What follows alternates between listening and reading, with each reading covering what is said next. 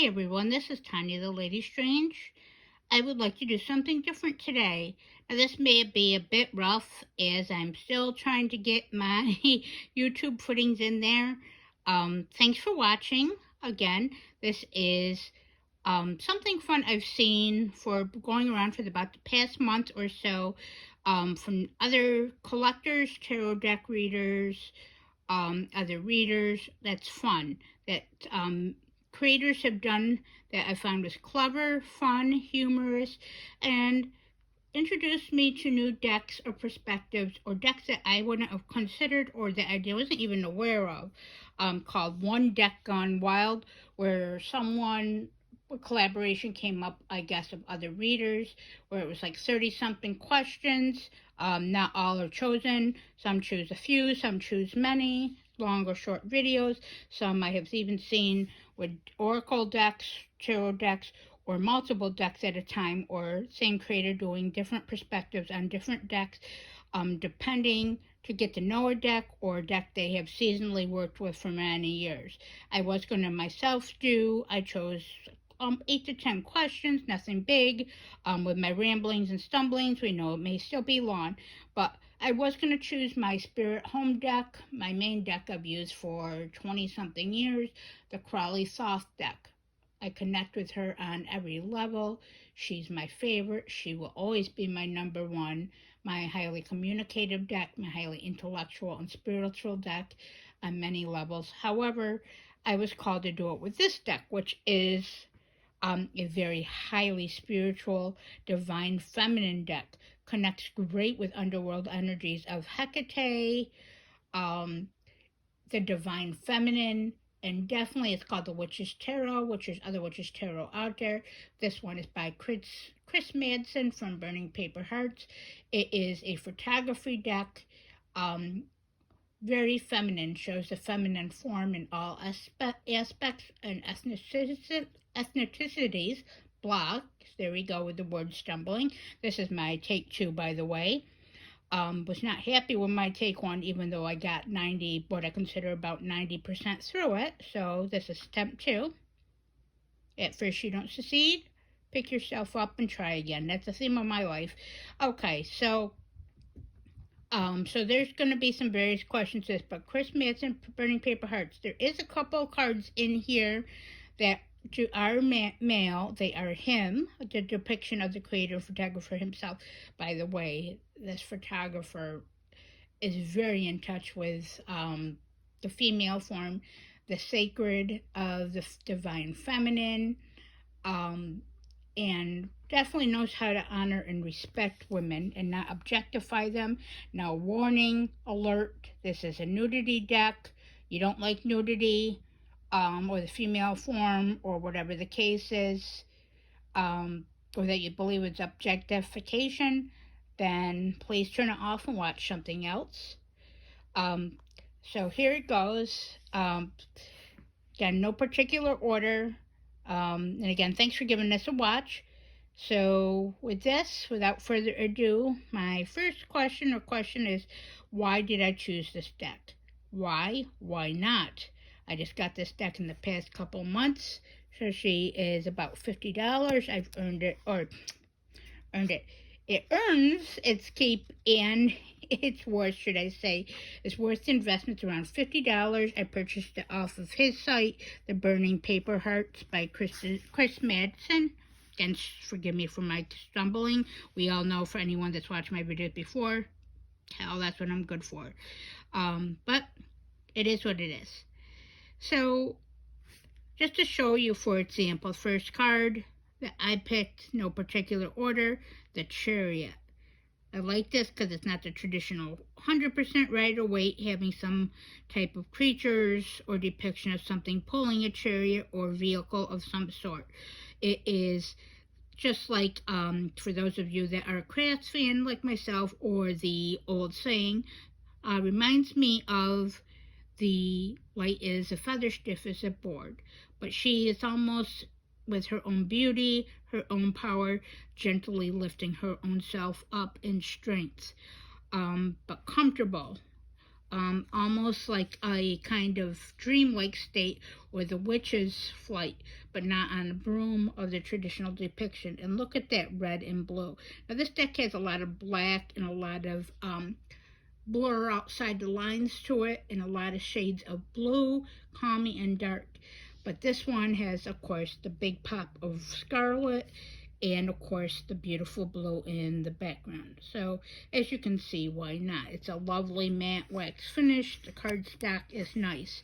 So, in this deck, I freaking makes me feel powerful, makes me feel connected, has already taught me many things, has opened me back up to my divine feminine beauty, the power, my stillness, my intelligence, the underworld, and connecting more with Hecate and other deities, to hear my own voice, to hear my own strengths, my own refocus, and of course to learn and grow in my craft and spirituality, which we all know that I use my spirituality, as my anchor in this life, as it helps me get through the good, the bad, and the ugly, which we know there's a lot of that. Now, like, look at this. And of course, the imagery is very evocative, as I said, and very dark. Also, though, very loving, very gentle at the same time. Just showing you a few quick cards. As you can see, look at that 7 of coins.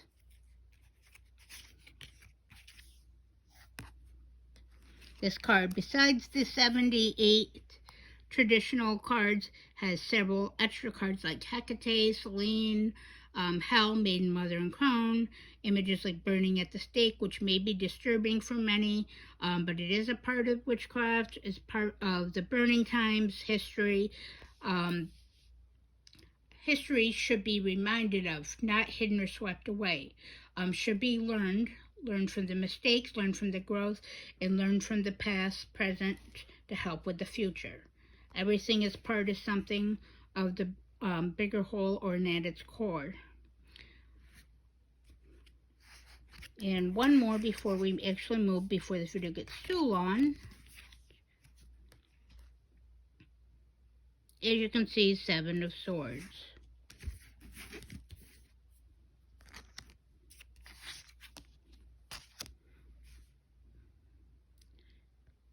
So as you can see, those are just some of the suits, just because I actually was going through to sort these out for the couple of questions I did choose. So you can see these are primarily the court cards, because I was getting them together.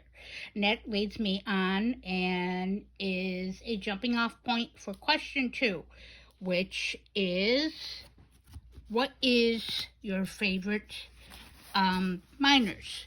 Now, that's a hard one with this deck. Typically, in most minors, I like the Chews and the Sitzes the most. That's my favorite depictions in most cases. However, in this deck, I found I love almost all the minors. It was a close running and close runner-up for the aces and the 2s, of course. But I went with this, and even, honestly, the 7s and 9s in this deck, which would be a bit surprising. But I chose the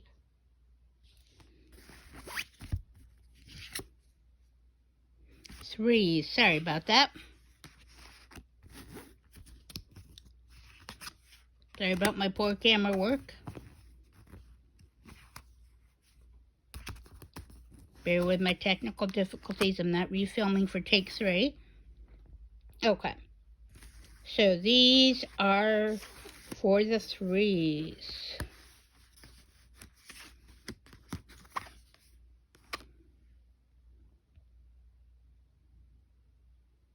Again, there's the nudity. See boobies. We're all adults here. Can always admire beautiful women. And women in all their beauty and grace.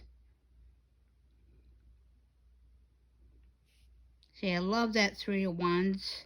Other than a traditional Rider-Waite depiction, I love that one. It's almost like she's beautiful, calm, yet looking out instead of looking into the camera, but like the three does, looking into horizon choices. Almost like she woke up this way, but ready to take on whatever is any new opportunity, and that she was, as the thing goes, she was born this way. Look at the Three of Cups. Bit of a slightly different depiction, as you can see.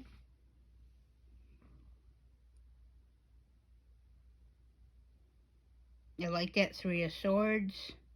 Of course, you can see a little bit of the pop of the color. There is so much always going in the background in these, like, look at the moon. Yeah, forget the shadow and the lighting of this filming. Filming in my living room versus in my altar room. Now this is my favorite. Look at this. Three of Coins. And probably my favorite Three of Coins of any deck that I have come across, or at least up until this point, or that I can think of. But either way, I think this is actually my favorite card of this deck too, which there is many. I cannot complain about any cards in this deck or have any aversion to any cards in this deck. But look at this.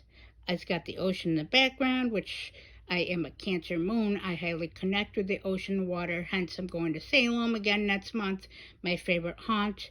And of course I will be sitting by the ocean at the Willows and probably in Pickering Wharf, of course collecting ocean water and being on the beach. So I highly relate to this card for that reason. Of course, look at the female energy.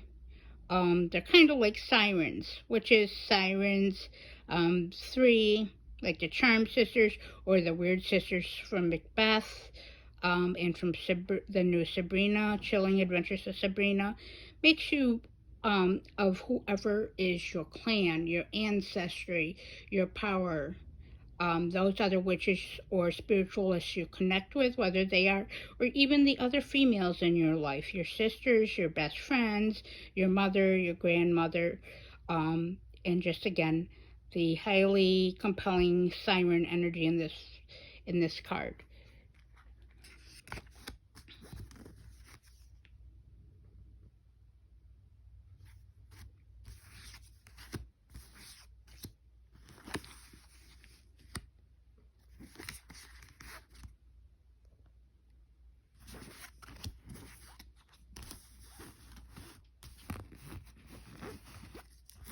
Okay, while I move those aside and shuffle those or get those aside, next is going to be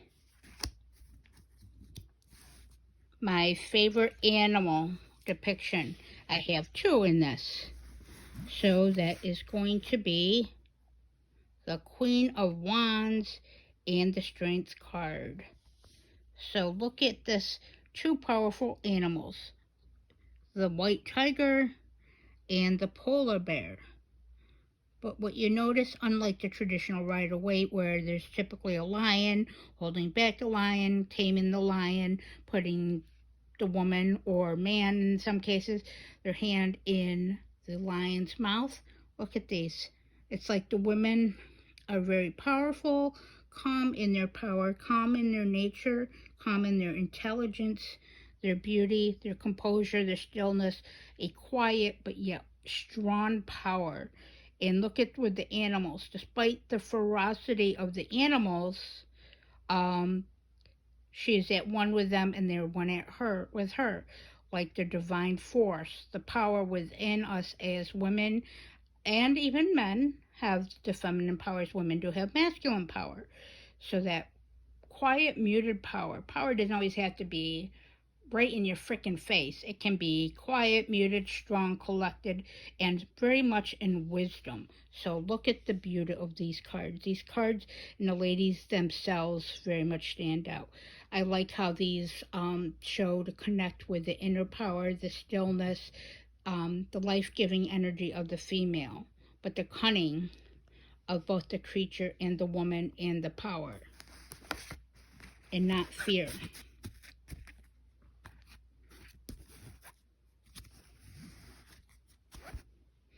Okay, next card is going, or next question, next card is going to be what card follows you or shows up in the deck a lot, or in my case, haunts me. But this doesn't haunt me in a negative way like the Tower does in most decks.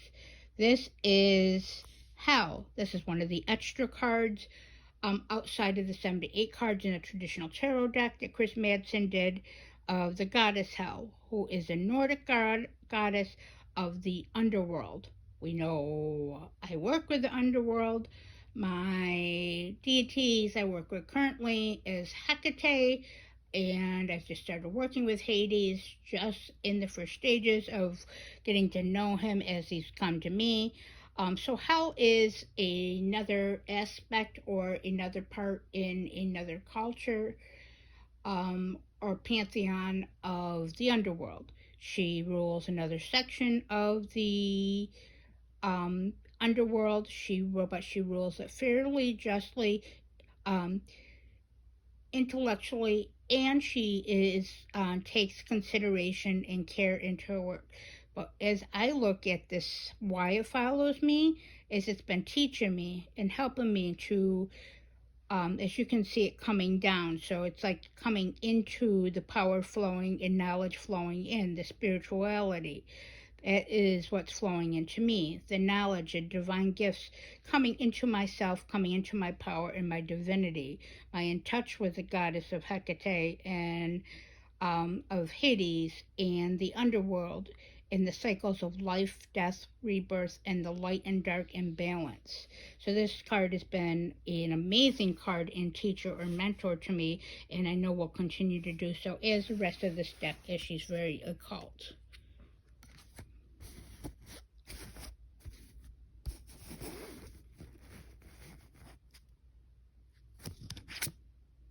Now, next card is, I know this video is getting long, but it's meant to be long and rambly because it's meant to know the deck and to show off. This is the Star card I don't usually connect with in most decks, to be honest, even though it's a great card for light, hope, positive energy, messages, angelic guidance, guidance from your deities, your system, your light, like the lantern in the dark type of thing, or the rainbow in the dark, as seen by Dio. We all know I'm a metal fan. However, I like this Star card. Now, it's my favorite depiction of blue. Now, you can't see because of the lighting the blue, but this card has a very gorgeous effect of blue in it. I also like, of course, the ocean, hence the themes I've just mentioned a few moments ago. So yes, I like the fact that she appears very calm, very collected, yet sort of into herself and withdrawn. So it's also, I look at this similar to the Hermit, as very reflective in its nature and flowing with the ebb and flow of life and all the cycles and all that's dealt to us. So I believe the Star is part of that too, looking within, but looking for hope and reflecting on your blessings in yourself. This card also answers the other question that is in there, is what card makes you feel calm when you see it? It's this card. Makes me feel calm, refocused, collected, grounded, and centered in myself and in my thoughts and my energy.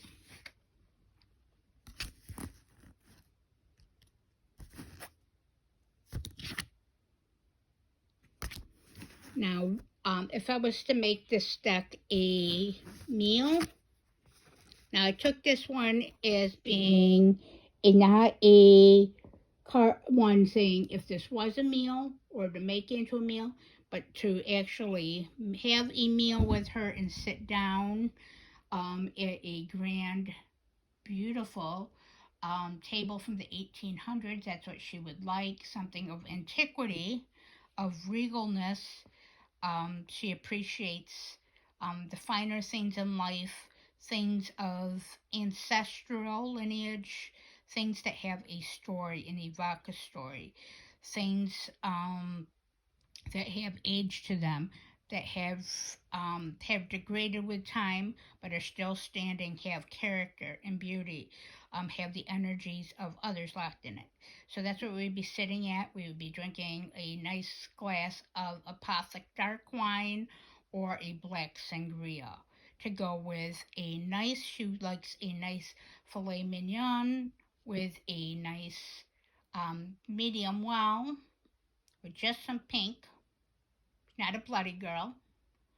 Um, but she would like that with a nice cream sauce, a nice like sherry or brandy cream sauce, roasted fingerling potatoes with some garlic green beans, the French style, of course, and a beautiful either chocolate mousse for dessert, a rich um, dark chocolate cake, or a chocolate raspberry souffle. So she very much on the antique china, bone china, things china from Bavaria, things like that that she would really enjoy. That's what I would make her is a meal, and we would sit down for hours listening to things like the Moonlight Sonata, Chopin, Peter Gundry music, and probably also get a joy out of listening to some Type O Negative together, Moonspell, some Tori Amos and Mazzy Star, to name a few of modern because she does like the alternative side along with the old romanticism haunting sides. And next question is what is her favorite books? So her favorite books are Bram Stoker's, they're again the nudity, Bram Stoker's Dracula, Anne Rice books, especially the Vampire Chronicles, of course, to go along with Dracula. She enjoys all the Anne Rice books, Stephen King books, um, old grimoires, old poetry, William Blake. She'd as a loves to partake in old magic grimoires, old tarot books, old especially esotericism and high magic, um, and poetry, and also the darker side of life. Movies like the Universal Monster. She likes old black and whites, and things that make you think. The darker side of things, that which is hidden and a bit forbidden, is up her alley. Next question to go along with that is if we were to travel, where would I travel? Where wouldn't I travel with her? But she would like to go to Scotland, to Loch Ness, and to see Crowley's old homestead area or estate area, which I do or do not know is being rebuilt. Boleskine, if I said that right.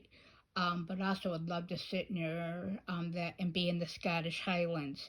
And then, of course, she would love to go to Romania, of course, to Dracula's Castle, to Bucharest, to the Carpathian Mountains, to Eastern Europe like Hungary, the Black Forest she would like to go to. She would like to travel to those distant parts of like Bulgaria and the wooded areas, the part where the old pubs, the places with old ruins and castles, and that's what's been standing for hundreds, if not 1,000 years, that's been touched by history, that's been aged, that's been divided and conquered, yet still stands and has a story to tell. Places like Ireland, want to go to Alhambra in the Spain, want to go to even Japan and see the different areas of Japan or the Fiji Islands, for example. She would like to do that. Anything with high culture, anything that is evocative. Now, if I was to gift this deck to anyone, it would be other witches, other practitioners, those of fine art, those that need to get in touch with the divine feminine, to my cousin and to one of our friends. That's who I would gift this to. And of course, Last question I'm going to do, because this is getting rather long and rather rambly, and a little disorganized, which is nothing new for me. But again, this is meant just to be a fun deck, to get to know the deck. What is this deck's favorite deck? So she haven't really used her to play, work with other decks much at this point.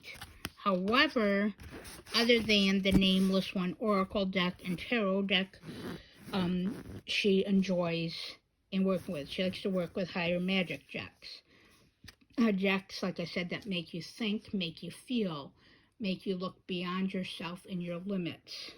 Connect with deity, connect with your familiar spirit, your allies, connect with Mother Earth, connect with a higher plane of magic and assistance, your ancestors, to reveal new truths, new lessons, new intuition, your gifts, your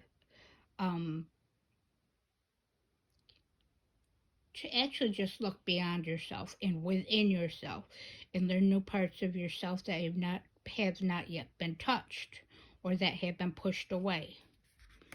She likes the nameless, as you can see, because the nameless has sigils. It is artfully done like herself. It has much beauty, much hidden within herself each time you revisit, as they revisit each other. New depictions and perspectives. As being highly intellectual, she likes others that are highly intellectual and beautiful and artistic like herself. Things that are unique. Nothing of the run-of-the-mill.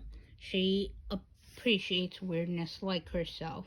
She appreciates the femininity in life, the light and the dark. So this is the nameless. She loves that, as you can see. Just a few examples.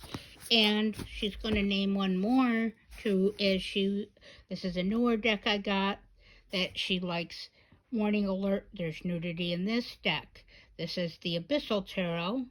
This deck also has a lot of nudity. It is of underwater photography. It is a high, just as the Nameless One Tarot, an Oracle deck is an investment deck. They are worth every penny, in my opinion. I've just started working with this deck. This is another highly evocative deck. A very liminal deck, just like the Witch's Tarot there, highly liminal, very high magic, very shadowy, very erotic, very emotional, a deck to teach, a deck to touch within yourself, inside and outside, change your perspective. Shadow working, embracing the divine feminine. It's very 90s of a deck, which the Witch's Tarot does like to 90s alternative. Very 90s David Bowie, like when he hosted the show The Hunger, which if you don't know that show, anthology show, look it up. It's fucking phenomenal. Pardon my language, but it is just like these decks are. Fucking phenomenal, as this is 90s music. Reminds me of very much Nine Inch Nails, Pele, Boys for Pele. So tonight I might see Mazzy Star, The Downward Spiral, Stabbing Westward. This reminds me of this deck does, as does, for many reasons, as does the Witch's Tarot. These decks are going to be invaluable to my learning, my growth, my spirituality, my divine feminine, my shadow work, and becoming more complementary to myself and accepting myself and learning new aspects of myself, and even changing myself for the better and opening up to new possibilities and horizons. So with that, again, this is, again, the Witch's Tarot. Again, this may be upside down. I'm going to show you. Again, just another one. So yes, I know this is a bit rambly and a little bit all over the place and not 100% the question I was going to ask or the format, but that's what the fun of it is and the quirkiness of it is. So I hope this video all finds you well. If you are interested or you liked anything that you see or any comments or criticisms for me, please comment below. Please like and subscribe to my channel. Again, it is the support. I love hearing from all of you. I love watching and being part of the creative community and learning to grow myself and put myself out there. Check out my Instagram, Little Miss Scarol 79. My Facebook is under a dark moon tarot readings. If you're interested, you can book a reading. I have many different decks. I am very reasonable. I put my whole intuitive self and magic into my readings and my crystal work and my castings and my intuitive gifts. Again, thanks for watching, and I hope this all finds you well. Blessed